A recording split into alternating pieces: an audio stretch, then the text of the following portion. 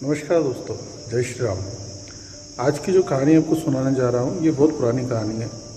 बहुत पुराने समय की बात है। एक पिता पुत्र और उसकी माता साथ में रहते थे। बेटी की शादी के 2 साल तक वो साथ रहा, लेकिन अपने परिवार की निर्धनता से वो बड़ा दुखी था। अंततोगत्वा उसने अपने पिता से अनुमति मांगी कि आप मुझे अनुमति दें, मैं विदेश जाके धन कमाना चाहता हूँ।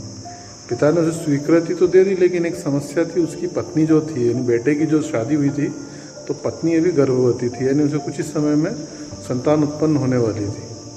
तो वो अपनी पत्नी को अपने माता पिता के भरोसे छोड़कर विदेश चला गया। विदेश जाके उसने बहुत मेहनत की और बहुत धन कमाया। एक के बाद एक धन कमाता रहा और वो 1 वर्ष, 2 वर्ष, 4 वर्ष, 10 वर्ष ऐसे करके वो पूरे 16 वर्ष तक बाहर रहा और बाहर से उसने धन कमाया। और धन कमा के काफ़ी सारा धन इकट्ठा करके, यानी कि उसके पास करोड़ों स्वर्ण अशर्फियाँ हो गई थी। सोने की अशर्फियाँ करोड़ों हो गई थी। उन करोड़ों अशर्फियों को लेकर के उसने अब मन बनाया कि अब घर लौटना चाहिए। तो वो अपने पिता के घर लौटने की तैयारी कर रहा था। उसने एक पत्र अपनी पत्नी को लिखा और सारी तैयारियां कर ली। अब वो जब लौटने लगा तो जिस जहाज़ से बैठ के वो अपने देश लौट रहा था, तो उस जहाज़ में एक व्यक्ति और बैठे थे। उनसे उन्होंने बात शुरू की। तो उन्होंने कहा, आप कैसे आए? कि व्यापार करने आया। तो इसने पूछ लिया कि आप कैसे आए? उसने कहा, मैं तो यहाँ धन कमाने आया था, लेकिन यहाँ कोई ज्ञान का सम्मान नहीं करता है। यहाँ बड़े अजीब लोग हैं, उनको ज्ञान व्यान से कोई लेना देना नहीं है। मैंने बड़ी यश कीर्ति से ज्ञान प्राप्त किया, पर कोई इसको खरीदने को तैयार नहीं है। तो उन्होंने कहा कि आप बताइए, आप कितने में अपना ज्ञान बेचेंगे? ऐसे दया आ गई कि यार इतना बुद्धिमान आदमी है, इतना विद्वान आदमी है, तो इससे कुछ ना कुछ तो खरीद ही लेना चाहिए। तो उनने बताया कि यार मेरा ज्ञान बहुत महंगा है, तुम नहीं ले पाओगे। उन्होंने कहा, नहीं आप बताइए तो सही। मैंने कहा, देखो मेरी हर सलाह की कीमत जो है 100 स्वर्ण अशर्फियाँ हैं, और यहाँ कोई देने को तैयार नहीं था। अब इसने कहा कि यार 100 अशर्फियाँ तो सोने की बहुत होती है, लेकिन अभी इसका मान सम्मान रखना चाहिए।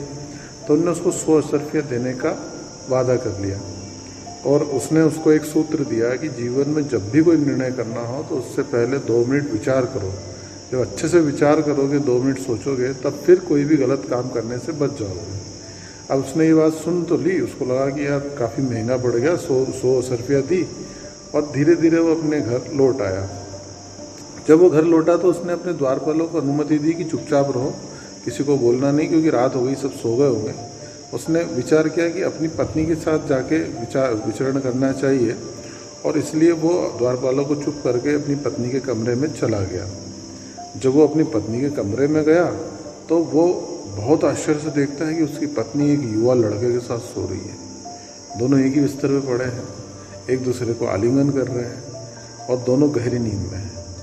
इसको बहुत गुस्सा आया।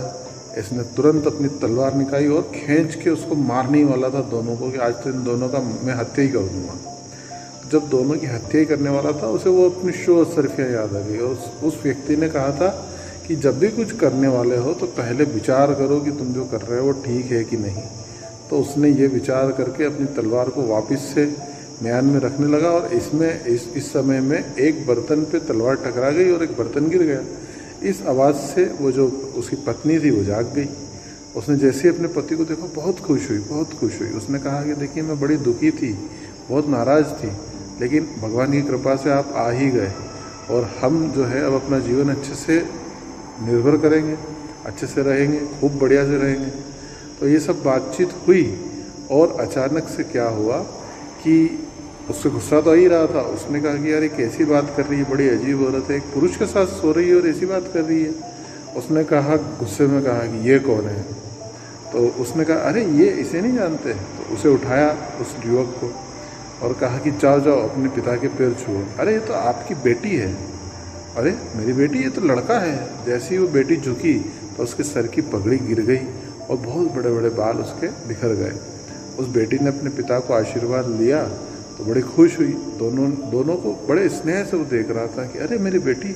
पत्नी ने बताया कि जब आप चले गए तो बिना पिता के कैसे अपना जीवन यापन करेगी, इस बात का बड़ा संदेह था। तो हमने क्या किया कि इसको लड़कों की तरह बचपन से पाला, किसी को भी नहीं पता कि ये लड़की है कि लड़का, और हमने इसको लड़कियों की जगह लड़कों की तरह संस्कार दिए, और यह जो है आपके वंश का नाम आगे बढ़ाने की तैयारी कर रही है।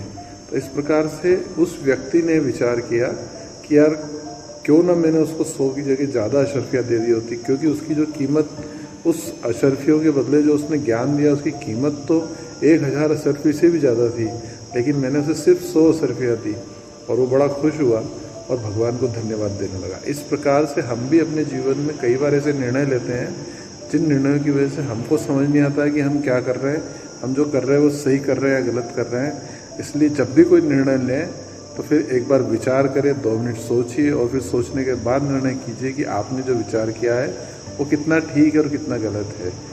जय श्री राम, जय हिंद, जय जय भारत।